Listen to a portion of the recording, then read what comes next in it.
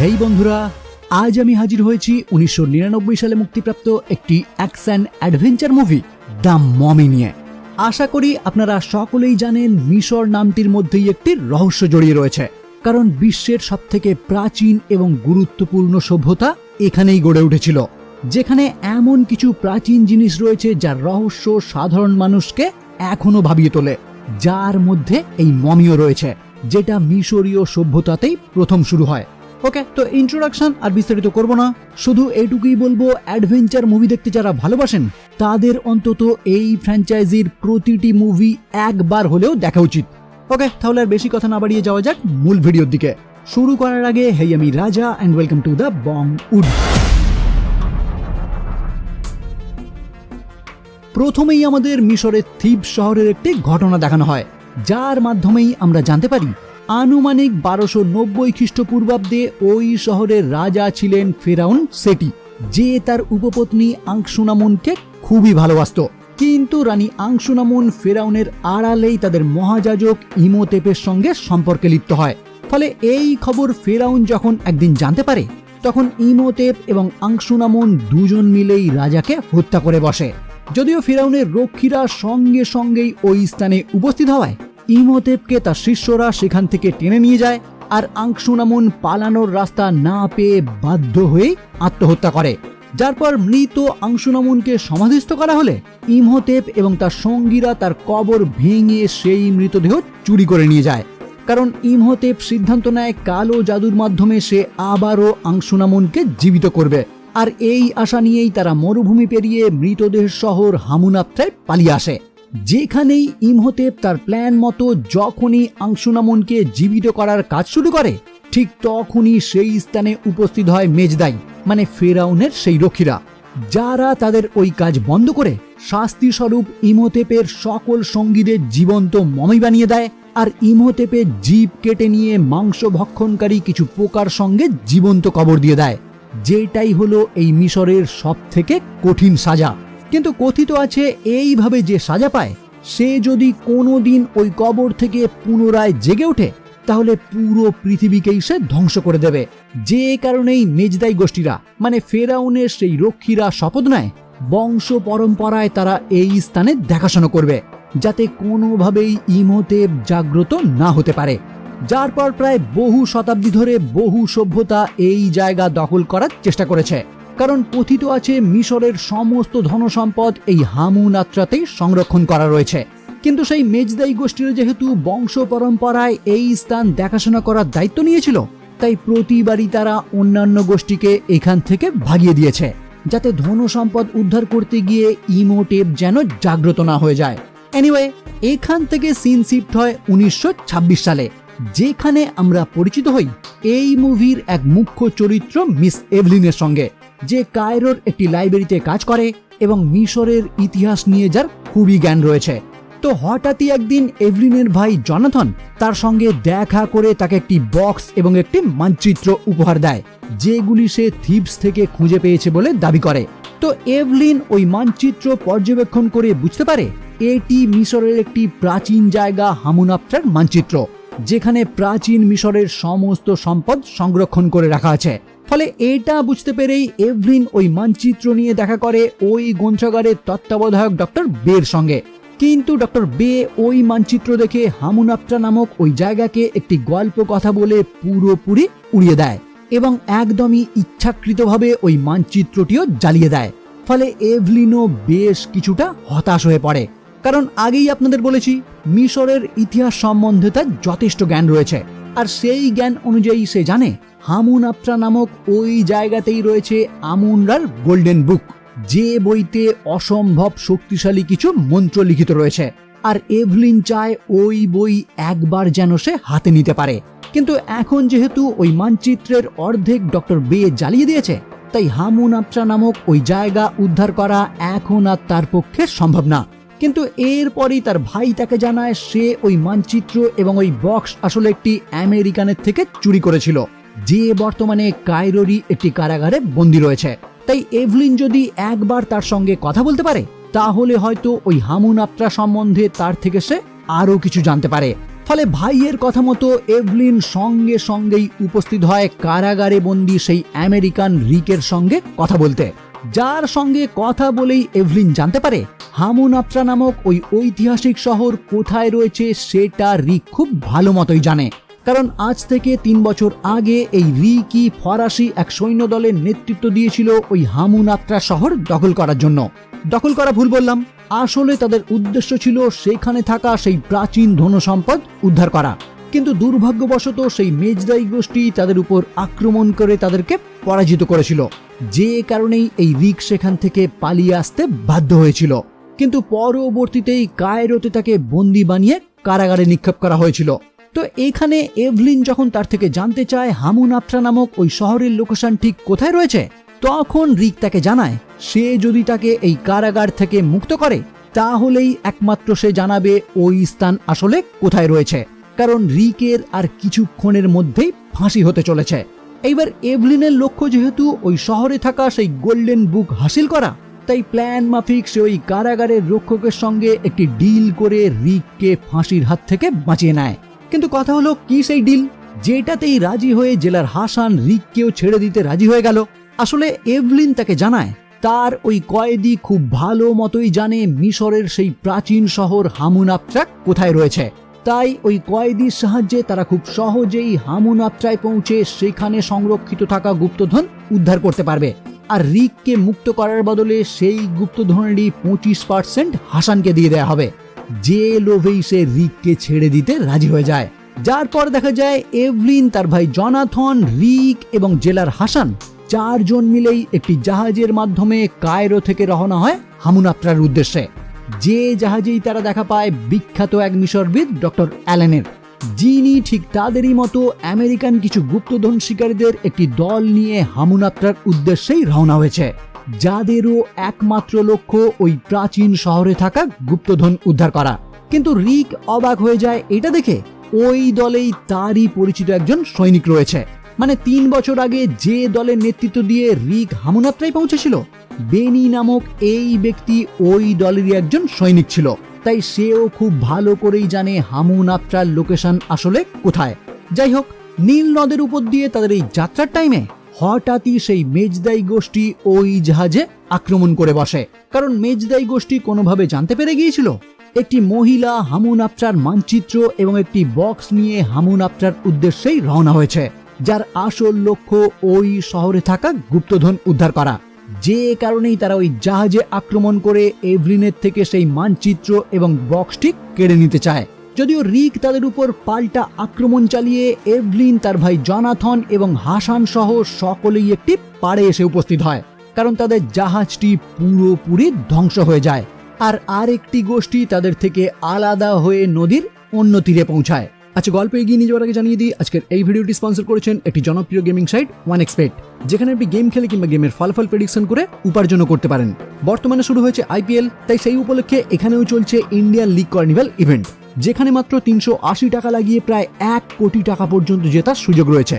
এবং এখানে আপনি সম্পূর্ণ রিস্ক ফ্রি ভাবেও খেলতে পারেন। এছাড়া BMW, আইফোন, ল্যাপটপ সহ আরো নগদ পুরস্কার জেতার সুযোগ তো রয়েছেই। এখানে ক্রাশ গেম কিংবা অন্যান্য গেম খেলেও উপার্জনের সুযোগ রয়েছে। আর রেজিস্ট্রেশন করার সময় আমার প্রোমো কোড বঙ্গুড ব্যবহার করলে প্রথম জমাতেই পেয়ে যেতে পারেন 12,000 টাকা পর্যন্ত ক্যাশ এবং বেশ কিছু ফ্রি স্পিন। এখান থেকে টাকা উইথড্রলের জন্য আপনারা ব্যবহার করতে পারেন বিকাশ, নগদ, রকেট, পেটিএম, ফোনপে এবং গুগল পে। তাই বিনোদন পেতে এখনই আমার পিন কমেন্টে দেওয়া লিঙ্ক থেকে OneXBet-এ রেজিস্ট্রেশন করুন এবং আমার প্রোমো কোড বঙ্গুড ব্যবহার করে বোনাস সংযুক্ত করুন। যে কোনো সাইটে অর্থলগ্নি করার আগে যাচাই করে নেবেন, কারণ অর্থলগ্নি বিশেষ ঝুঁকিপূর্ণ হতে পারে।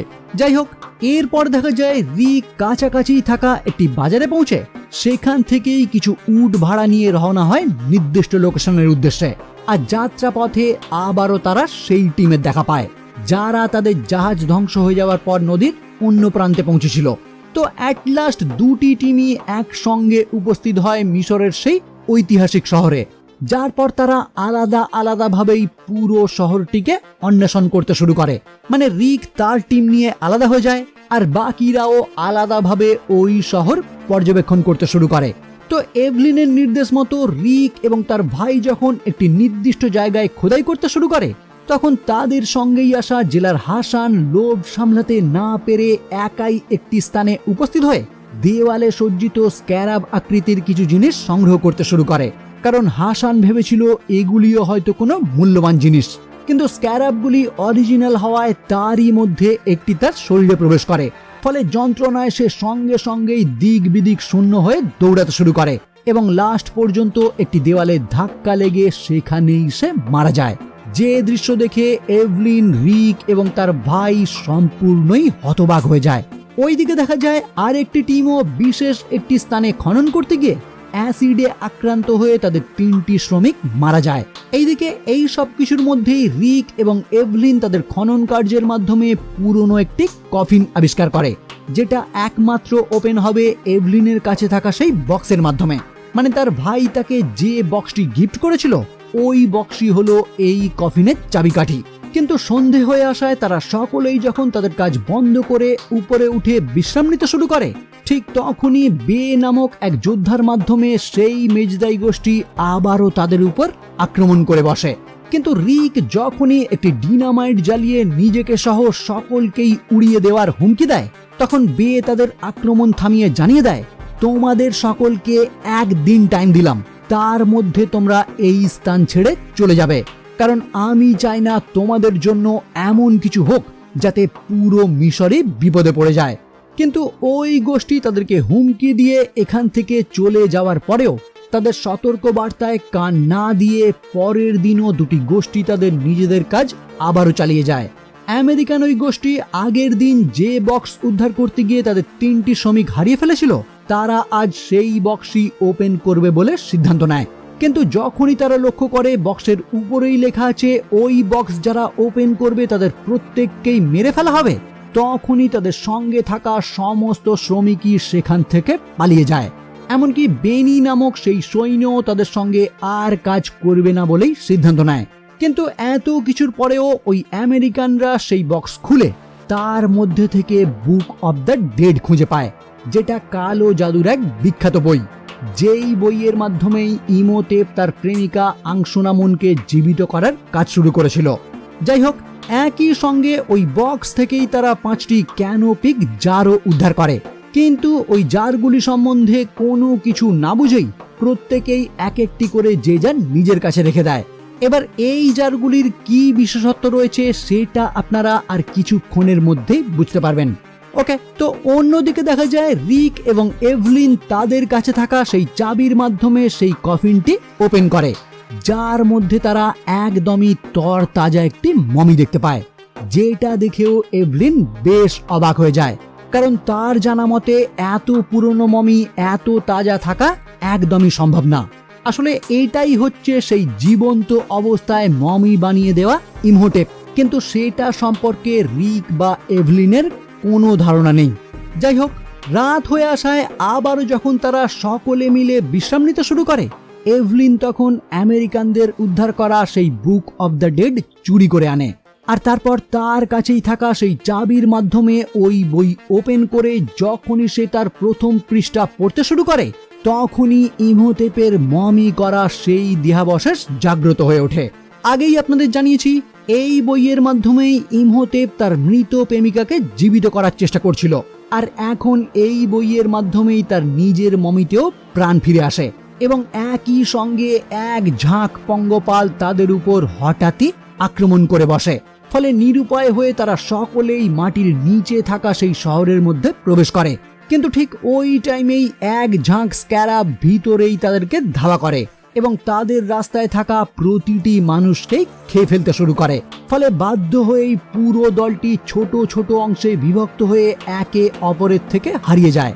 এরই মধ্যে আমরা দেখতে পাই ইমহোটেপের সেই মমি একজন আমেরিকানের উপর আক্রমণ করে তার চোখ এবং জিভ উপড়ে নিয়ে নিজের কাজে লাগায়, যার পর এভলিন ঘটনাক্রমে তার সামনে উপস্থিত হলে ইমহোটেপের মমি তাকে আংসুনামুন হিসাবেই চিহ্নিত করে, মানে এভলিনকেই সে তার প্রেমিকা ভাবতে শুরু করে।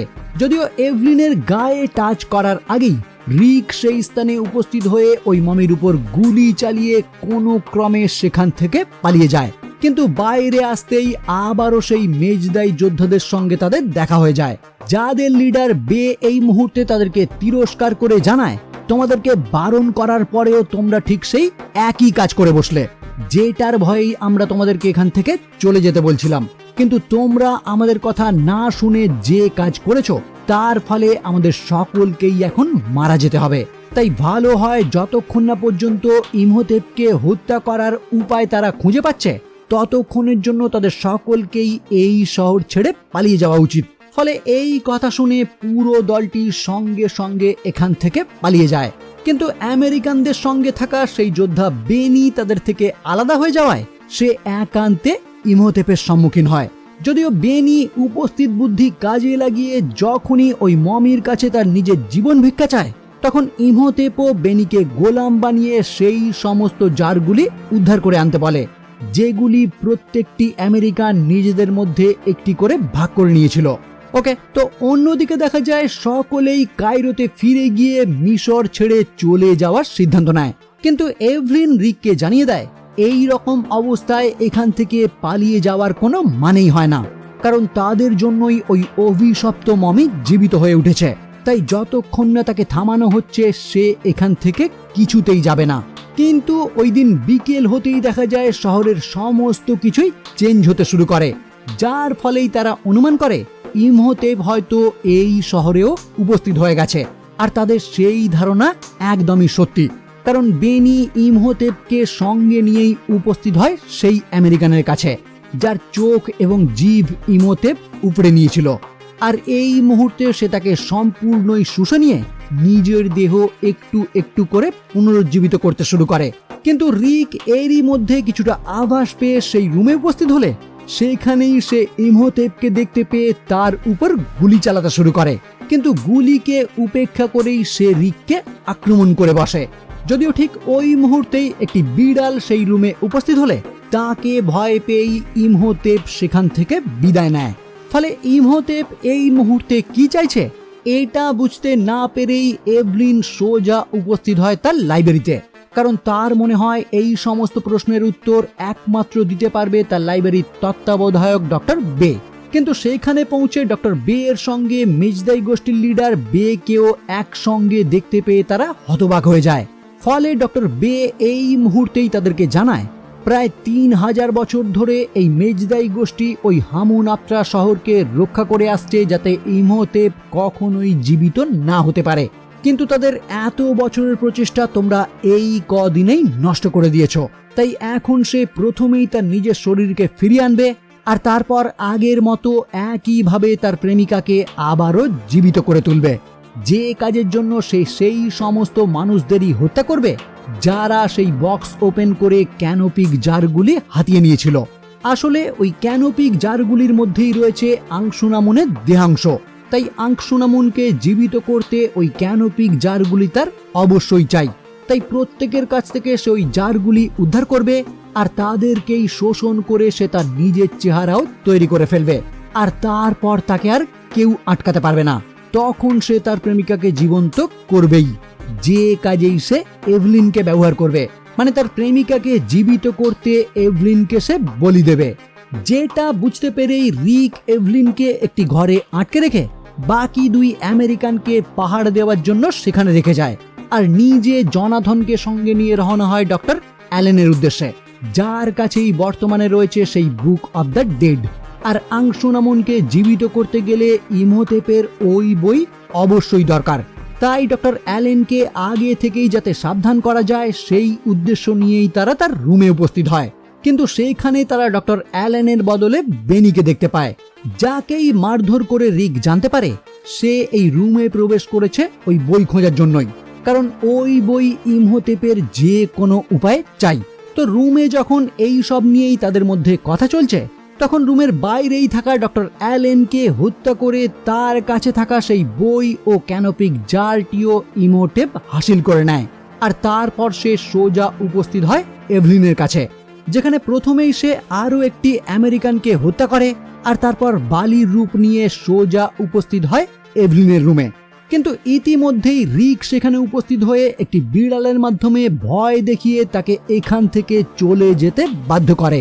আসলে বিড়াল অন্ধকার জগতের রক্ষাকর্তা, তাই সমস্ত শয়তানরাই বিড়ালকে দেখে ভয় পায়, যে কারণেই ইমহোটেপ এখান থেকে চলে যেতে বাধ্য হয়। কিন্তু ডক্টর বে তাকে জানিয়ে দিয়েছে ইমহোটেপ একবার যদি তার শরীর সম্পূর্ণরূপে ফিরে পেয়ে যায়, তাহলে তখন আর তাকে ওই বিড়ালের মাধ্যমে ভয় দেখানো যাবে না। তাই তাকে আটকাতে গেলে এখনই তাদের পর্যাপ্ত ব্যবস্থা নিতে হবে, যেটা ভেবেই তারা আবারও উপস্থিত হয় ডক্টর বের কাছে। আর এখানেই এভলিন অনুমান করে, যদি ওই বুক অব দ্য ডেড মৃত মানুষকে জীবন্ত করার ক্ষমতা রাখে, তাহলে যে গোল্ডেন বুক খোঁজার উদ্দেশ্যে এভলিন এই স্থানে উপস্থিত হয়েছে, হয়তো সেই বইয়ের সাহায্যেই তারা এই ইমহোটেপকে আবারও আগের অবস্থায় ফিরিয়ে দিতে পারবে। ফলে এই অনুমানেই যখন সবাই একমত হয়, তখন সবাই মিলে সিদ্ধান্ত নেয় এখন তাহলে তাদের একটাই কাজ ওই গোল্ডেন বুক কোথায় রয়েছে সেটা উদ্ধার করা, যার সাহায্যেই এখন সমস্ত কিছু সমাপ্ত করা যাবে। কিন্তু দুর্ভাগ্যের বিষয় হলো, এই মুহূর্তেই তারা লক্ষ্য করে ওই শহরের প্রায় বেশিরভাগ মানুষকেই ইমহোটেপ গোলাম বানিয়ে ওই লাইব্রেরি প্লাস মিউজিয়ামের উদ্দেশ্যে পাঠিয়ে দিয়েছে, যাতে সাধারণ মানুষরাই রিক সহ তার সমস্ত সহকারীদেরই হত্যা করে। কিন্তু এভলিন ওই জাদুঘরেরই একটি ফলক থেকে উদ্ধার করে সেই গোল্ডেন বুক আমুনরা কোথায় থাকতে পারে। ফলে সঙ্গে সঙ্গেই তারা একটি গাড়ির মাধ্যমে আবারও রওনা হয় হামুনাপ্ট্রার উদ্দেশ্যে, কারণ সেই গোল্ডেন বই ওই শহরেই রয়েছে। কিন্তু যাওয়ার পথেই বশীভূত হয়ে থাকা সাধারণ মানুষরা তাদের গাড়ির উপর আক্রমণ করলে একমাত্র বেঁচে থাকা সেই আমেরিকান তাদের গাড়ি থেকে পড়ে যায়। ফলে পরবর্তীতেই ইমহোটেপ সেই স্থানে উপস্থিত হয়ে তাকেও গ্রাস করে। ওইদিকে দেখা যায় রিক সহ বাকিদেরও ইমহোটেপের অনুসারীরা ঘিরে ফেললে ইমহোটেপ সেই স্থানে উপস্থিত হয়ে তাদেরকে উদ্দেশ্য করে জানায়, এভলিন যদি ভালোই তার সঙ্গে যেতে প্রস্তুত হয়, তাহলে তার বিনিময়ে সে তার সমস্ত সঙ্গীদের ছেড়ে দেবে, না হলে এইখানেই সে সকলকে হত্যা করবে। ফলে দ্বিতীয় আর কোনো উপায় না দেখে এভলিন স্ব ইচ্ছায় তার হাতে ধরা দেয়। কিন্তু এরপরেই ইমহোটেপ তার কথা না রেখে অনুসারীদের সকলকেই হত্যা করার অর্ডার দিয়ে এখান থেকে চলে যায়। কিন্তু ডক্টর বে নিজের জীবন উৎসর্গ করে ওই সমস্ত অনুসারীদের আটকে রেখে বাকিদের একটি ম্যানহোলের মাধ্যমে এখান থেকে পালিয়ে যেতে সাহায্য করে, যার পর রিক, জনাথন এবং বে তিনজন মিলেই উপস্থিত হয় তাদের পূর্ব পরিচিত এক যুদ্ধ বিমান পাইলট উইনস্টনের সম্মুখে। আর তাকেই তারা রিকোয়েস্ট করে তিনি যেন তাদের তিনজনকে তার বিমানের সাহায্যে হামুনাপ্ট্রায় যেতে সাহায্য করে, যে অনুরোধে উইনস্টন নির্দ্বিধায় রাজি হয়ে যায়। ফলে কিছুক্ষণের মধ্যেই একটি বিমানের সাহায্যে তারা উপস্থিত হয় হামুনাপ্ট্রায়। যদিও ল্যান্ড করার আগেই ইমহোটেপ তার ক্ষমতা ব্যবহার করে একটি বিশাল বালি ঝড় সৃষ্টি করে ওই বিমানকে ধ্বংস করে দেওয়ার জন্য। কিন্তু এভলিন তার ওই কাজে বাধা দিলে কোনো প্রকারে তাদের বিমানটি ধ্বংসের হাত থেকে বেঁচে গিয়ে ক্র্যাশ ল্যান্ড করে, আর দুর্ঘটনাক্রমে মিস্টার উইনস্টন এখানেই মারা যায়।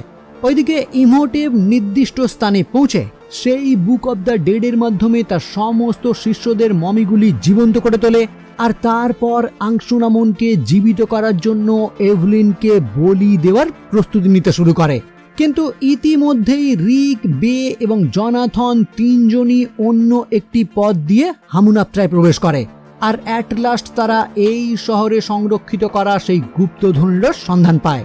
কিন্তু রিক বাকিদের এই সমস্ত কিছু টাচ না করে সামনের দিকে এগিয়ে যেতে বলে। কিন্তু ক্ষণিকের মধ্যেই ইমহোটেপে জীবন্ত করা সেই সমস্ত শিষ্যরা তাদের উপর আক্রমণ করে বসে। যদিও এতক্ষণে তারা সেই গোল্ডেন বুক মানে আমুনরা উদ্ধার করে ফেলায়, এই বেও নিজেকে উৎসর্গ করে সেই সমস্ত মমিদের আটকে রেখে তাদের দুজনকে এভলিনকে বাঁচাতে যেতে বলে। ফলে তারাও সঙ্গে সঙ্গেই উপস্থিত হয় ইমহোটেপের সম্মুখে, যেখানে অলরেডি সে তার অর্ধেক কাজ এগিয়ে ফেলেছে।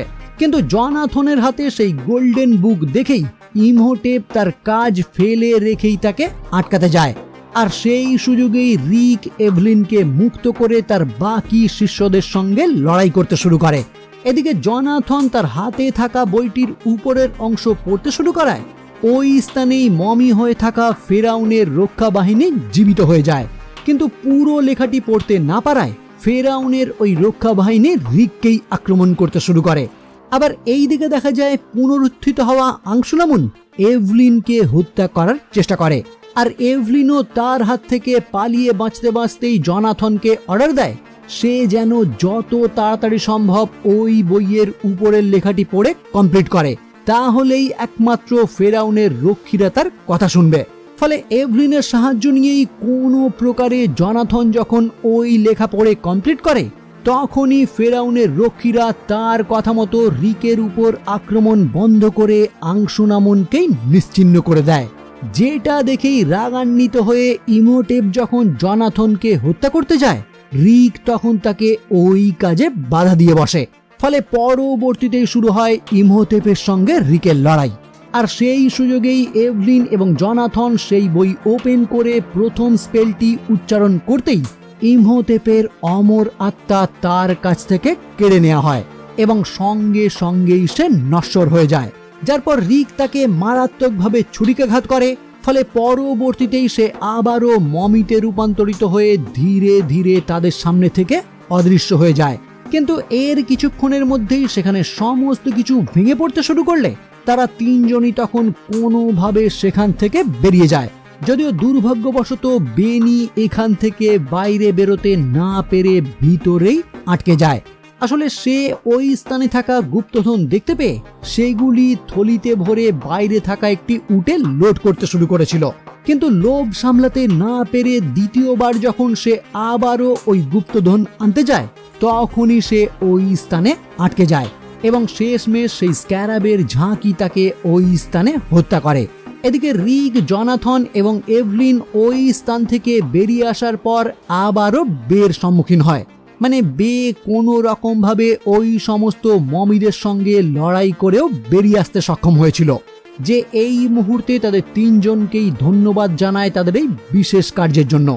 যার পর তারা যখন দুটি উটের মাধ্যমে এখান থেকে বাড়ি ফেরার উদ্দেশ্যে রওনা হয়, তখন আমরা দেখতে পাই বেনির সংগ্রহ করা গুপ্তধন ওই উটের পিছনেই রয়েছে।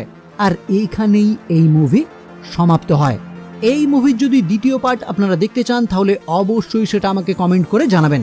1000 কমেন্ট কমপ্লিট হলে তবেই আমি এই মুভির দ্বিতীয় পার্ট নিয়ে আসবো। ওকে, তাহলে আজকের মতো এই পর্যন্তই। ভিডিও কেমন লাগলো অবশ্যই জানাবেন। ভালো লাগলে ভিডিওটি লাইক এবং শেয়ার করবেন। আর আমার চ্যানেলে যদি প্রথম হয়ে থাকেন তাহলে অবশ্যই চ্যানেলটি সাবস্ক্রাইব করে বেল আইকনটি ক্লিক করে দেবেন। তাহলে দেখা হচ্ছে পরবর্তী ভিডিও নিয়ে, আর ততক্ষণের জন্য বাই।